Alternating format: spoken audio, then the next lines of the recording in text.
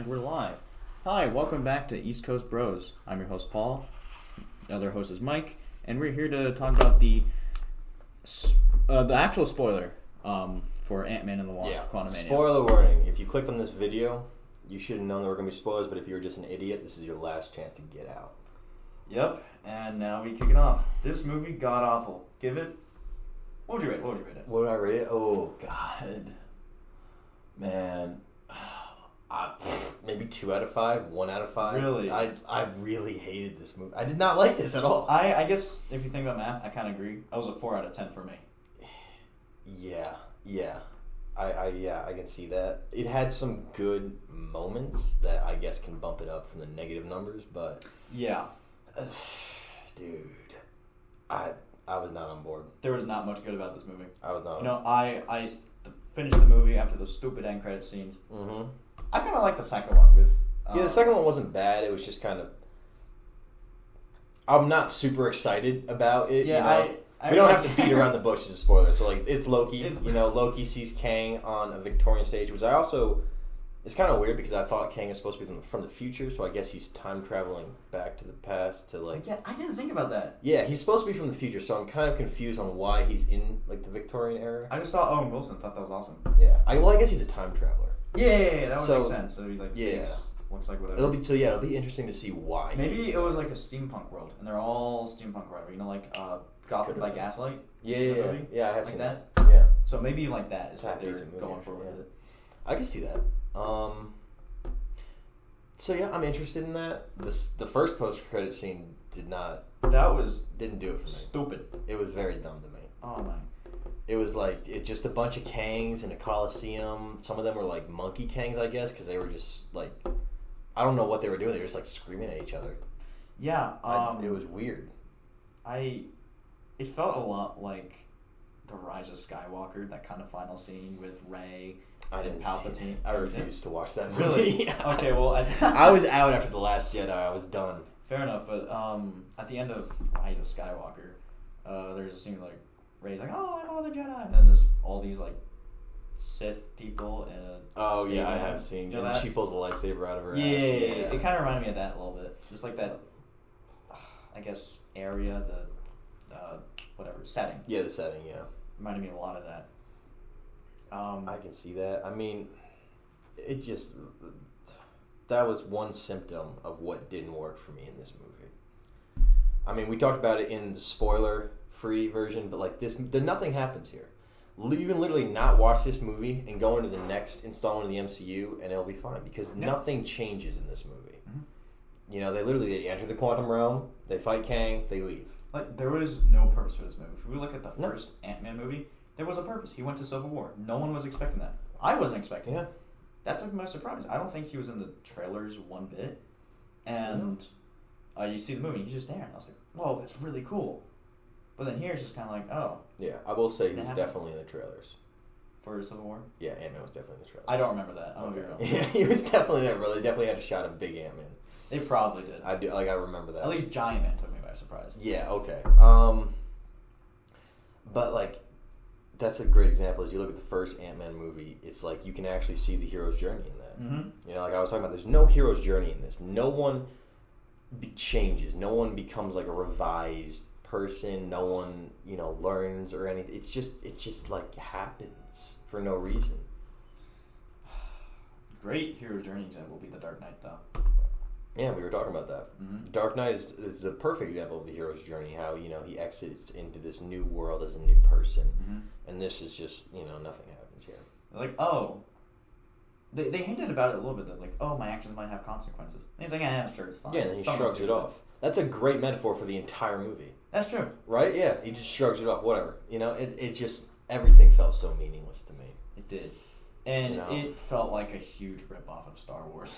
It really did. Yeah, it felt very Star Wars-like. Which I didn't have a problem with at first. I was like, okay, it's New World type shit, you know. But it felt very Star Wars-esque. I mean, yeah. What do you want to talk about first? You want to talk about MODOK? Oh, let's just get that done. Because we can dump a fucking pile of turds on MODOK. Now that we're actually in the spoiler territory, MODOK is Darren Cross from the first movie, which makes absolutely no sense. especially in the sense of you see him get crumbled up inside the suit. So how did King just like, oh, you're better now? I don't know. Kind of thing. I don't know. That part made a little sense. Like, his origin story made a little bit of sense to me, but it was just the way everything was delivered with him was just, he was there for comedic relief, and I get that, but it was not funny. First of all, I wasn't laughing. I just thought it was stupid. He just looked dumb. He looked dumb. He acted dumb. It didn't work for me. And the CGI for MODOK, I wish they kept the face mask on more. Oh, that looks so much better. Yeah, oh my god. It just looked like a stretched face. Man, the actor must have wanted to kill himself this entire movie. Probably. I wouldn't put it past him. Yeah, dude. That was awful, man. It was so bad. He just didn't work. It was just weird. It was a very weird part of the movie. Oh, jeez. I don't... And that scene on the bridge... Yeah. Where he's like, how do I not be a dick? It was just stupid. It was... I kind of get what they're going for. They're trying to have him have this, like, heroic comeback moment, be the hero in the end. Yeah, but they were making fun of it at the same time, so it was just stupid. It was really stupid. It was just dumb. And then when he's dying, he's like, you're always like my brother. That was so, like, it was bad. Because you had that evil connection in the first Ant-Man. Yeah. And then he's like, oh, always loved you since the beginning. Yeah, and it's like this character is dying, and we're, like, making fun of him while he's dying.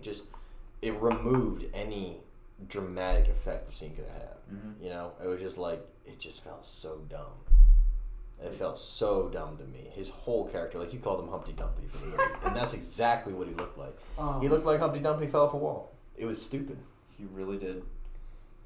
And I guess in a sense he did become Humpty Dumpty after falling off that wall and dying. Bro, he took a dumpty on this movie. That's what he did. Like, this was... He probably said, I'm getting paid a lot. Oh, yeah, the actor probably didn't give a shit. He's like, oh, this is what you want me to do? Okay. It's your funeral. I guess to brighten the mood a little bit, something good about it. Acting was, for the most part, pretty good. They were told. Yeah, I think they did what they were told to do as actors. You know, I don't think anyone in this movie was a bad actor. Like, I'm not gonna go online and start writing hate speech to any of these actors. You know what I'm saying? Like, it's not their people fault. Who do that? It's stupid. It's pretty stupid. Like, actors do what they're told to do. Blah blah blah. Yeah. Just because someone has a bad performance doesn't necessarily mean they're a bad actor. Yeah. Or just because you don't like the way they perform doesn't mean they're a bad actor either. You know, a lot of this is how the director wants people to appear, you know? Like, there can be really good actors just being given a bad script. A good example would be Andrew Garfield's Spider-Man. Yeah. I love that character, but I think some of the writing in it was a little bad. I think he portrayed the Spider-Man perfectly. He's a very good Spider-Man. I really like him as Spider-Man. I actually hope that I really hope that they make new Amazing Spider-Man movies. I do too. That'd be really great. But back to this. Let's talk about Kang. Because you liked Kang a lot more than I did. Yeah, I did like Kang. I kind of liked the coldness of it. I didn't like that they were really joking, but I can definitely see your point of the monotone. Yeah, he was very bland to me. Like, just stereotypical, just one tone of voice. I think he should have gotten angrier more, now that I think about it. Yeah, I would have. Well, I just would have liked to see some type of emotion from him. Yeah. You know, like, when he saw Ant-Man or whatever getting big, he was just like, bring him down. I was just like, dude, I don't know, just, like, do something.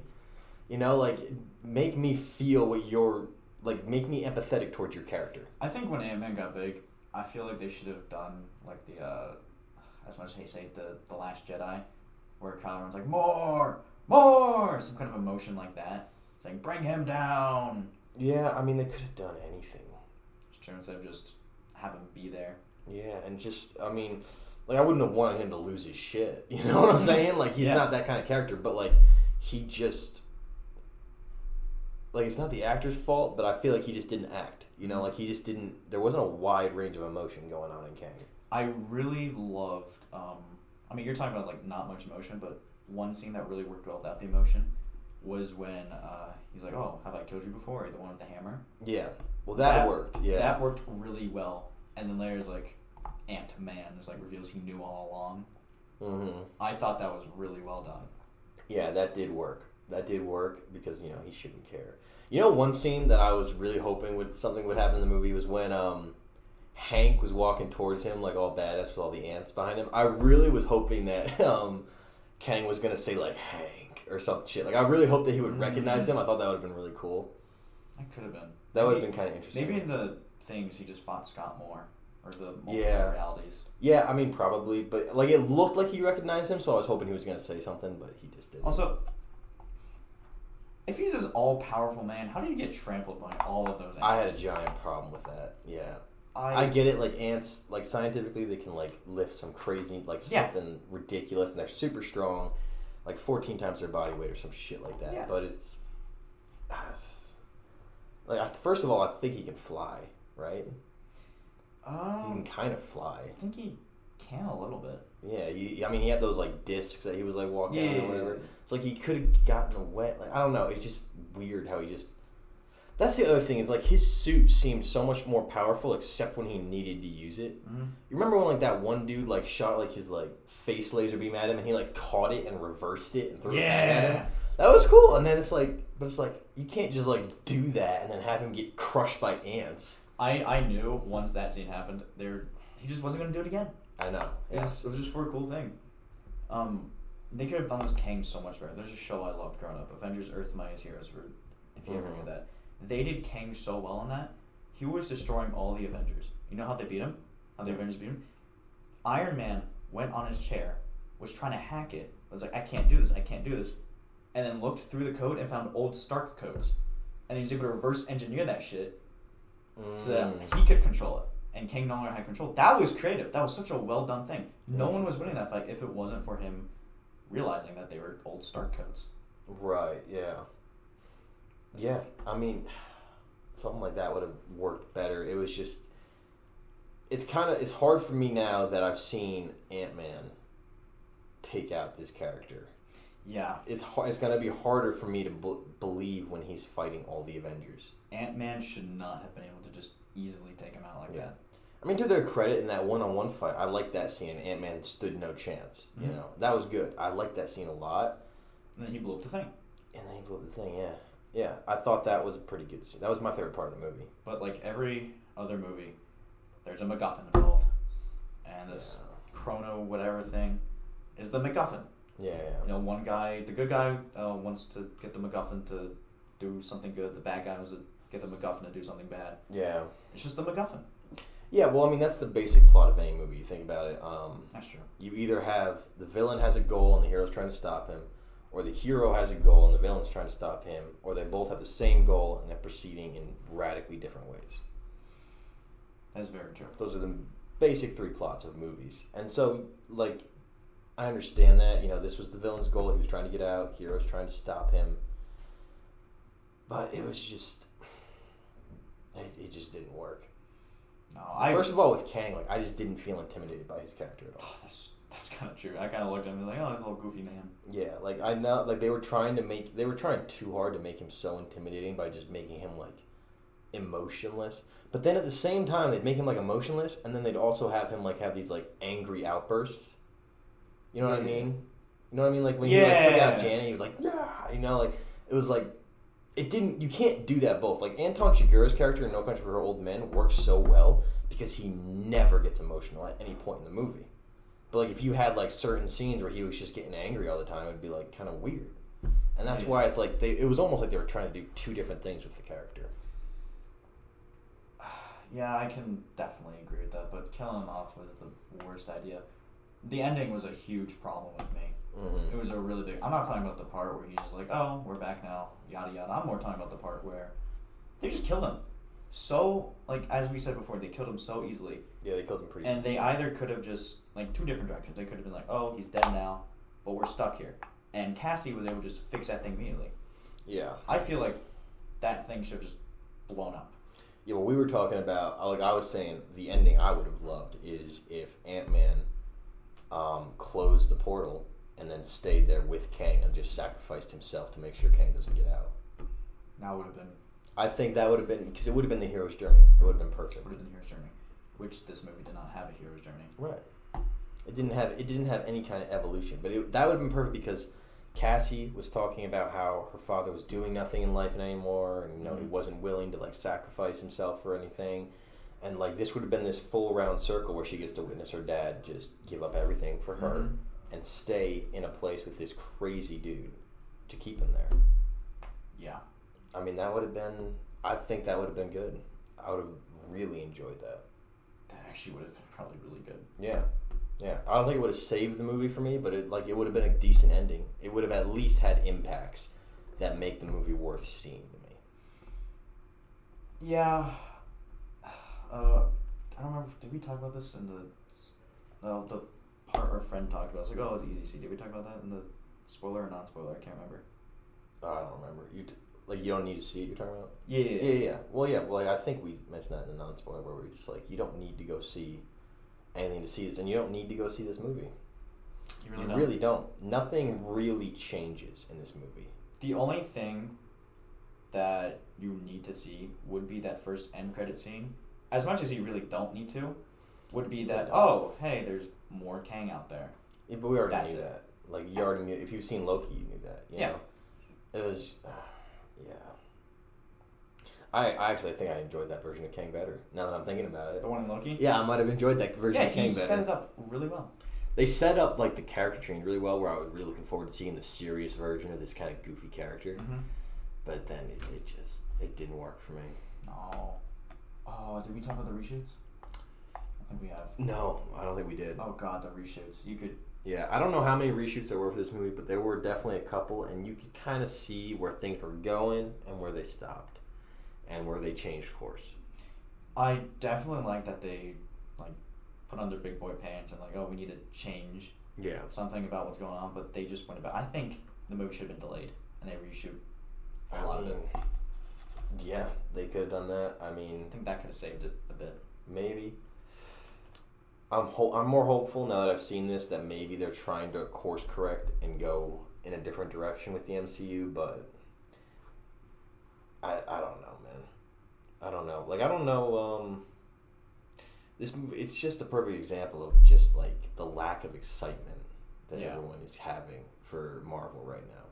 Because this is they're really delivering this basic form of storytelling that they've just been rehashing over and over again, and it's just these silly action comedies with these quippy jokes that don't really work, and it's just people are sick of it now. Give a comedic character the comedic parts, but give a serious character the serious parts. Yeah. Don't try to make Batman make a joke. Right. Yeah, you can't do that. And it's also, you have to decide which movies you want to be serious or not. They seem like they wanted to have their cake and eat it too with this movie, where it was they wanted this serious, impactful storyline, and at the same time they wanted it to be kind of silly and goofy. It's you can't really do that. You can't really have both. You can have some humor mixed in with a serious storyline, but you can't make it a silly, serious story.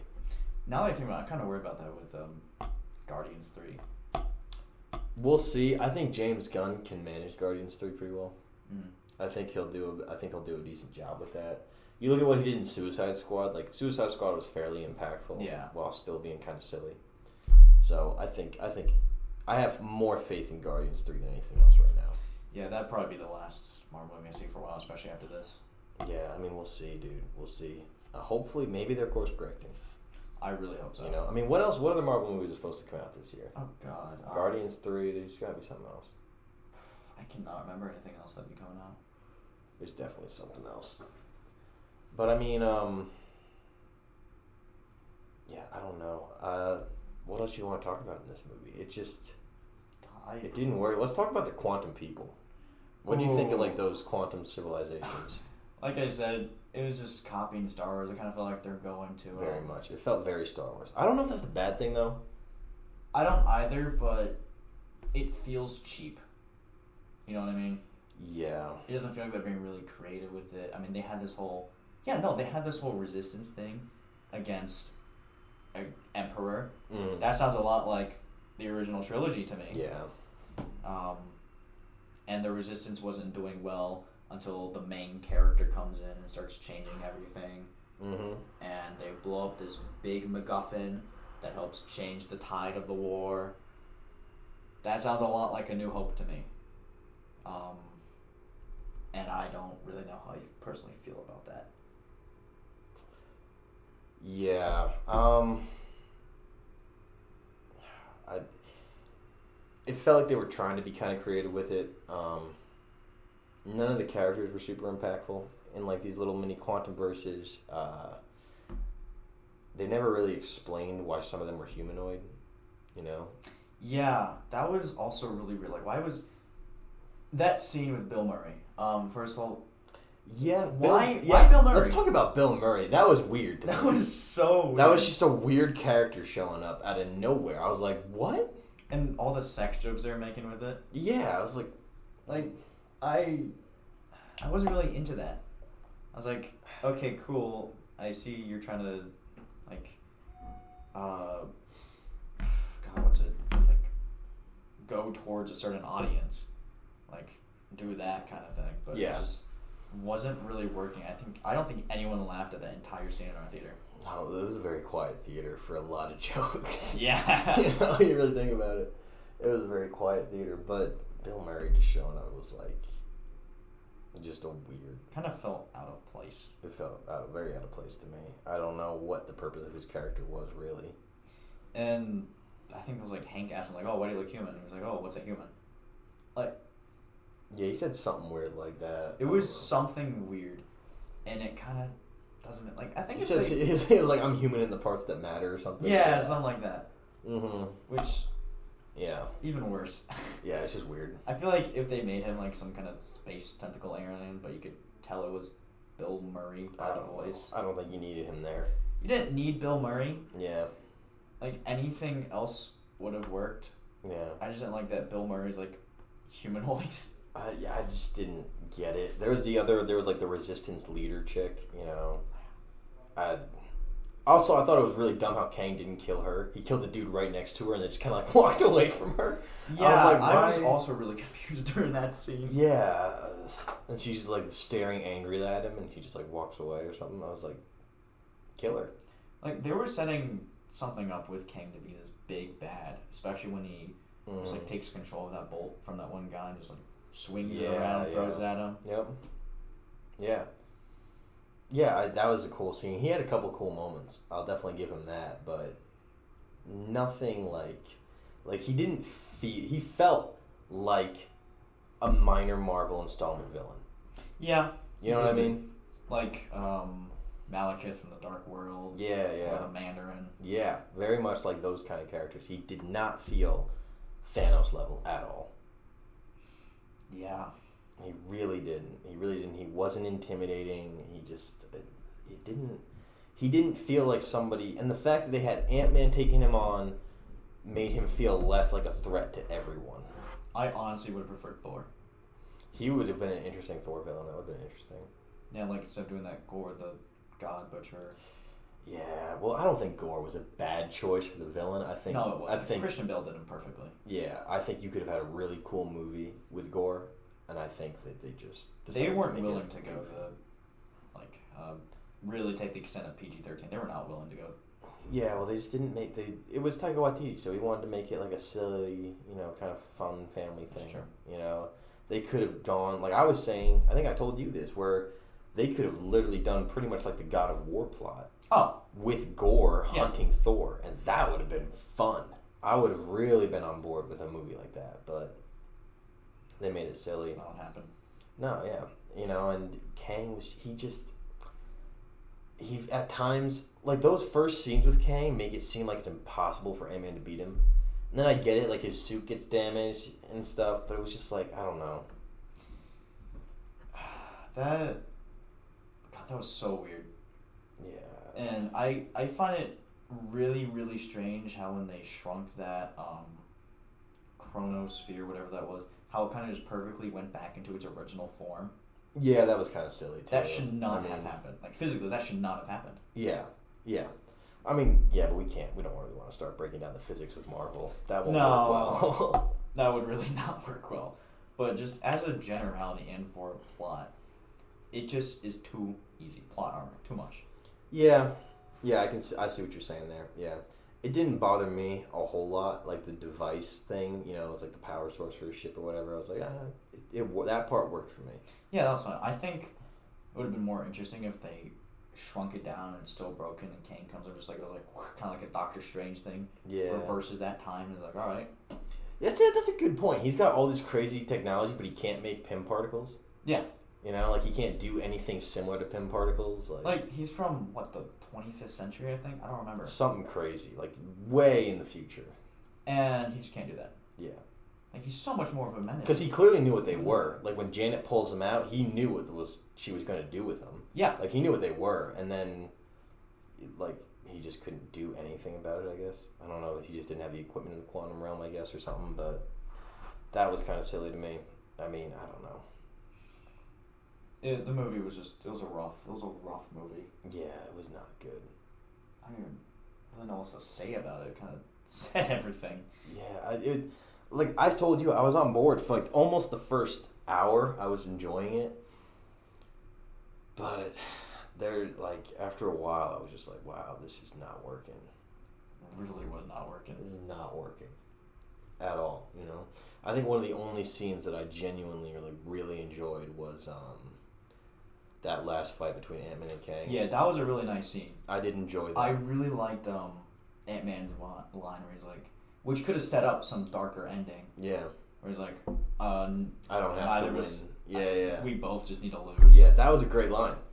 You know, and that was like, in that moment, I was like, shit, he's gonna do something. And then he pulled out the particles or whatever. I was like, oh, he's just gonna leave himself here.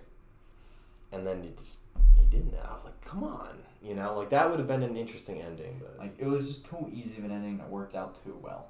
Yeah.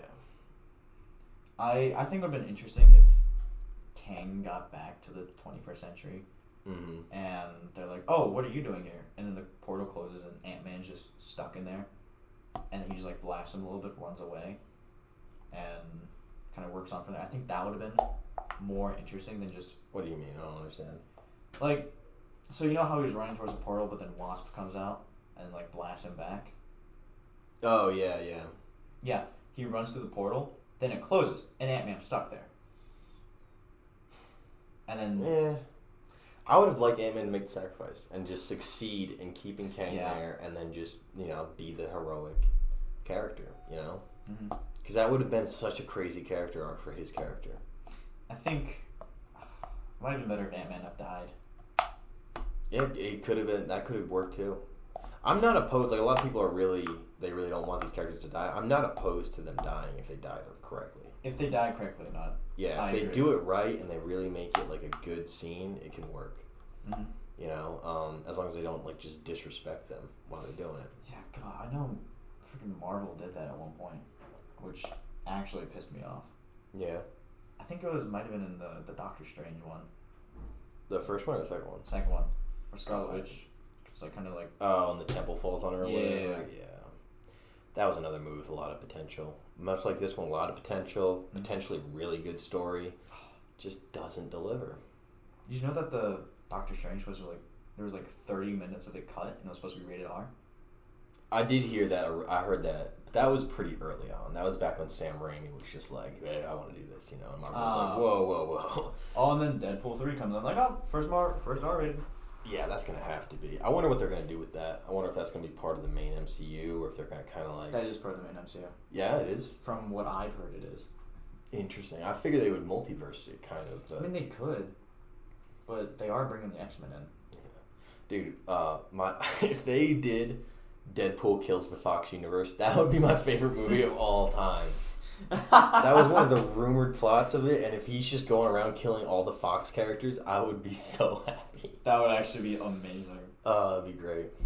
That'd be great. He just gets... Kevin Feige shows up in the movie and gives him a contract like, hey, we gotta get rid of this. I might be stupid, but I thought I saw something where like Kevin Feige stepped down. Yeah, I did see that too. I did. I think I saw that today, actually. I haven't looked into it yet, but yeah, maybe he's done. Which...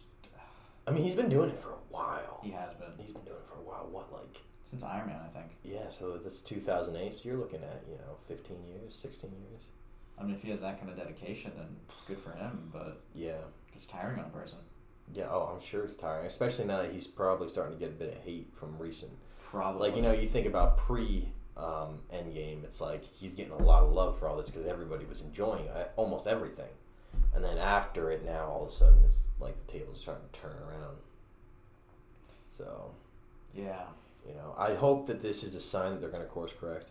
You know, hopefully this last phase was just like a misstep, and they're going to course correct the direction of the MCU and really make it something impactful. But for the rest of this year, I just looked it up because we were talking about it. We got Guardians 3 coming out, and the other movie is The Marvels. Oh, fuck me. Yeah, so I'm not... I ain't seen that one. Yeah, I don't know if we can expect too much from the rest of this year, but we'll see. I mean, we have things to look forward in the MCU. All right, Blade is still happening. Oh, is it? Yeah, Blade is going to be a thing. You know, maybe the Daredevil show will be good. Who knows? I heard that one has like 21 episodes. Yeah, it's going to be really long. I did hear Charlie Cox say it was going to be sillier. Yeah, I also heard that. I was not happy. I hope they change that. You know, because I can't imagine Daredevil being... I don't want to see a silly Daredevil. Yeah. You know, Daredevil, those 3 seasons are some of the best seasons of TV I've seen. I love that show. I kind of want to rewatch it now. Yeah, it's so good. It's so good. That and Punisher are really good, too. I don't know. We'll see. We'll see. There's things to look forward to if they can course correct and figure this out. I want to see how Guardians 3 turns out first. Yeah, well, that feels a lot like James Gunn, and I've enjoyed most of what James Gunn has put out there. You know, they haven't been my favorite movies of all time, but I've enjoyed them. You know, you kind of know what you're getting going into it. Yeah. You know, we'll see. He's like what Taika Waititi wants to be. Yeah, kinda.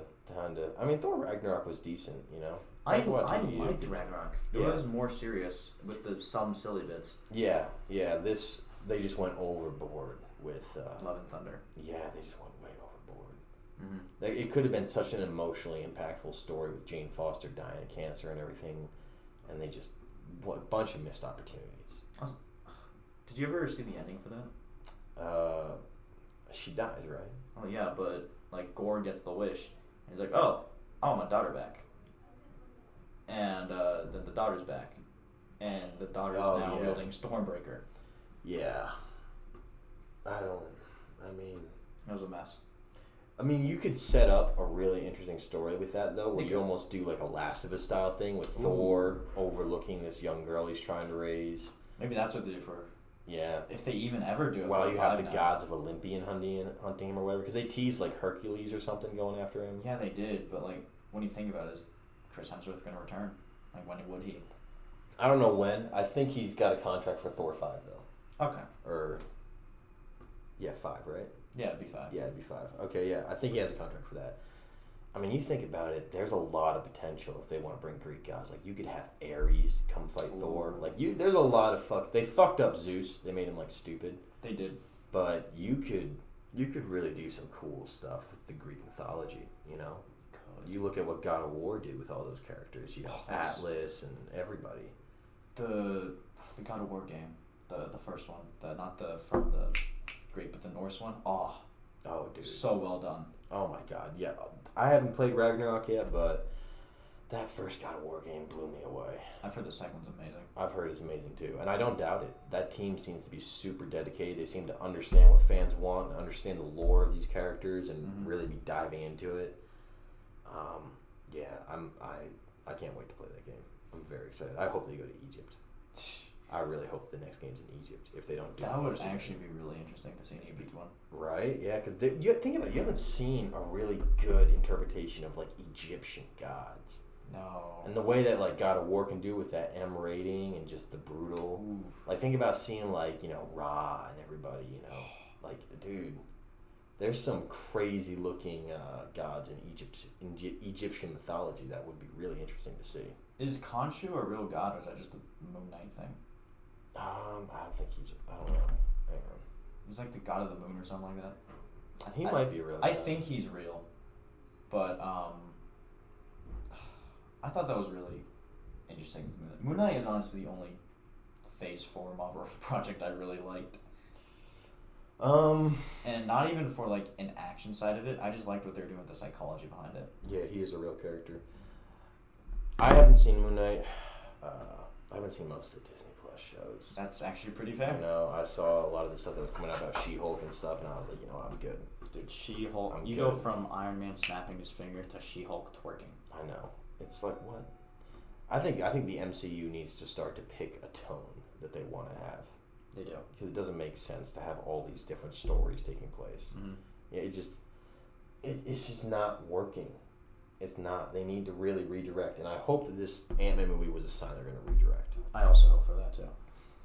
And I think they can. I think they can. You just have to go back to what what you were doing. Certainly can. You know, they have so much material to work from, with so many great comics to draw off of. You know.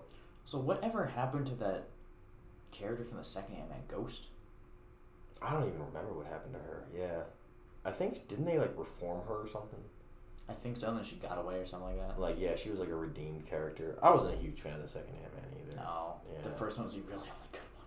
Yeah, the first one, yeah. I enjoyed the first one a lot, actually. I mean, I liked the comedy in the second one, but story-wise is not that good. You know, they didn't have Luis in this one. I just realized They didn't! Damn, bro. He should have showed up in the beginning just for like a cameo or something. Oh, he should have. Or at the just end. getting coffee with like him or something, you know?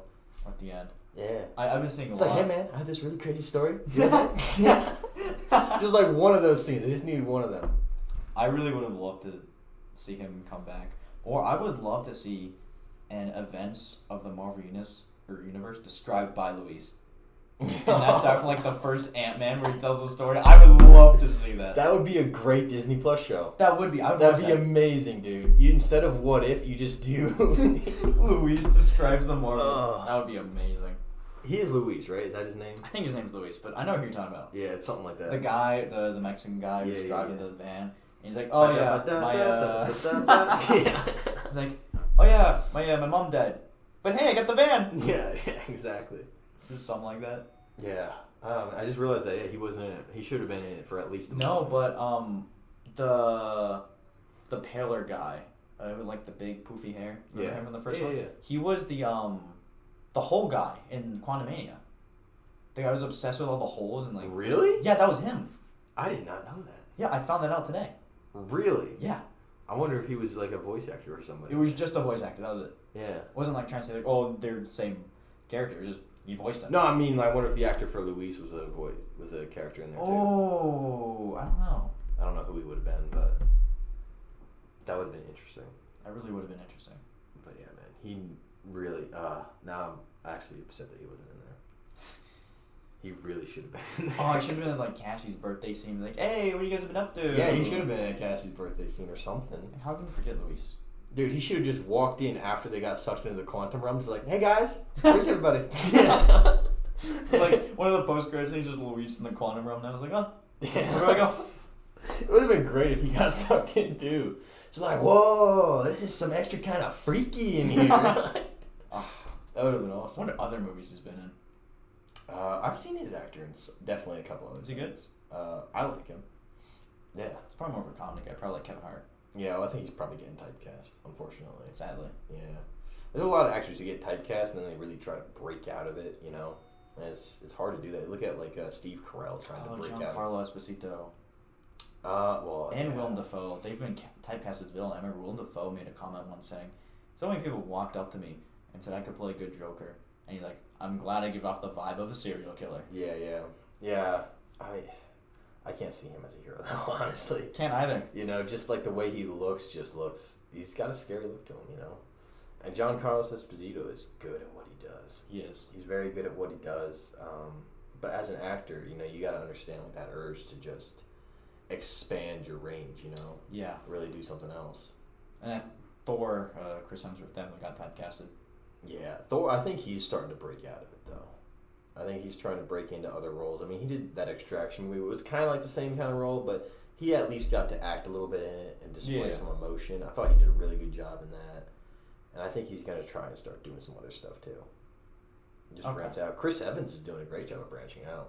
Oh, yeah, because didn't he play villain? He's played multiple villains now. He played a villain in Knives Out, did a great job. And then he was in The Gray Man, and he killed the Gray Man villain. I've seen like 10 minutes of Knives Out. It's definitely worth it. It's worthwhile. I like the first one a lot better than the second one. But, okay. Yeah. But have you seen The Gray Man? I've not. Also worth a watch, just for Chris Evans' performance. Just for Chris Evans? Just for Chris Evans, bro. He's a great character in that movie. He's hilarious. He's a great villain. Man. Yeah, dude. I think we've said all we can say about this. I honestly think we have to. It is getting all around the verge of 40 minutes. Yeah. Oh, shit.